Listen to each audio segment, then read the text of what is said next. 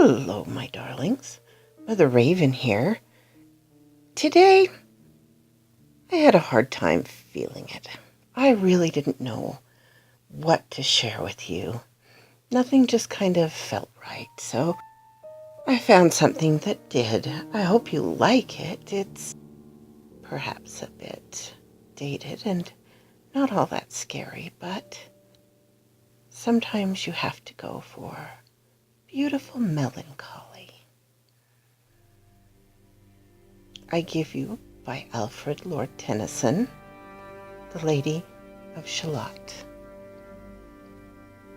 Part 1. On either side the river lie, long fields of barley and of rye, and clothe the wold and mat the sky, and through the field the road runs by to many-towered Camelot.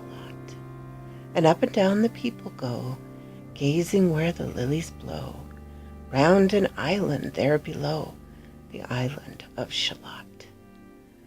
Willows whiten, aspens quiver, little breezes dusk and shiver through the wave that runs forever by the island in the river, flowing down to Camelot.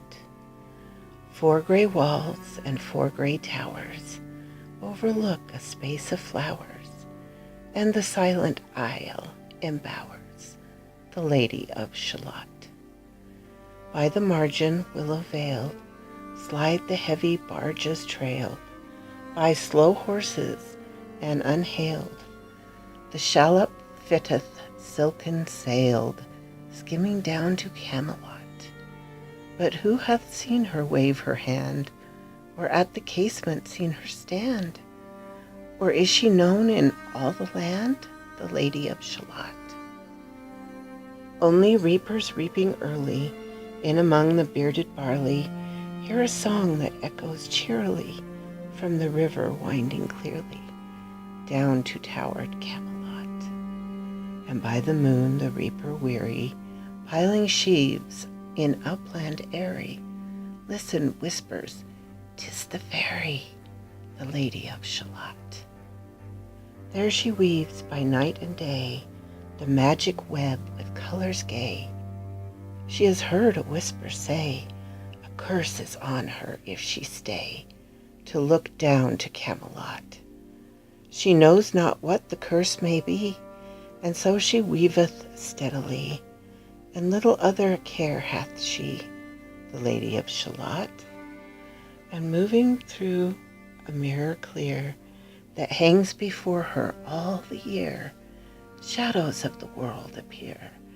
There she sees the highway near, winding down to Camelot.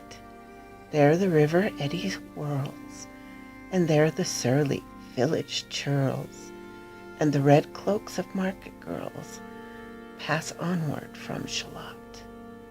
Sometimes a troop of damsels glad, an abbot on an ambling pad, sometimes a curly shepherd lad, or long-haired page in crimson clad, goes by to towered Camelot.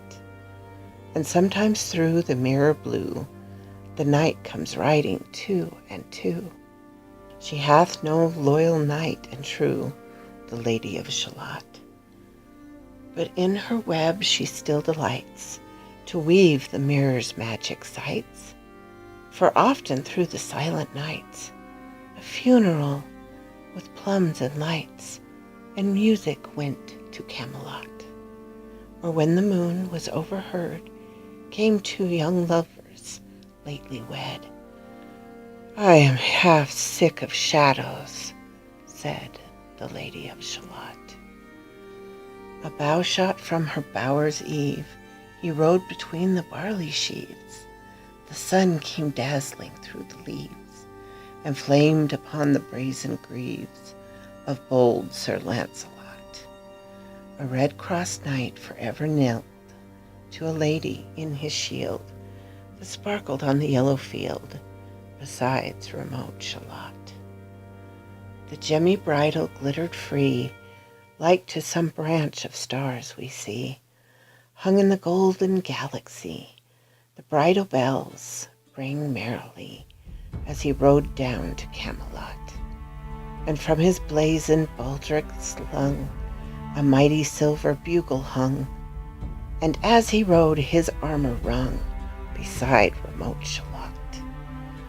All in blue unclouded weather, thick jeweled shone the saddle leather, the helmet and the helmet feather burned like one burning flame together, as he rode down to Camelot.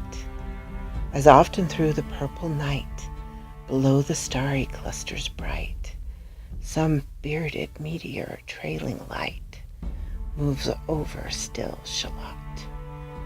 His broad clear brow in sunlight glowed, on burnished hooves his war horse trode, from underneath his helmet flowed his coal-black curls as on he rode down to Camelot. From the bank and from the river he flashed into the crystal mirror. Tira lira by the river, sang Sir Lancelot. She left the web, she left the loom, she made 3 paces through the room. She saw the water lily bloom, she saw the helmet and the plume. She looked down to Camelot. Out flew the web and floated wide.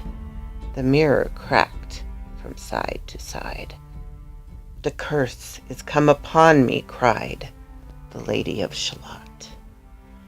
In the stormy east wind straining, the pale yellow woods were waning, the broad stream in his bank complaining, heavily the low sky raining, o'er towered Camelot. Down she came and found a boat, beneath a willow left afloat, and round about the prow she wrote, the Lady of Shalott.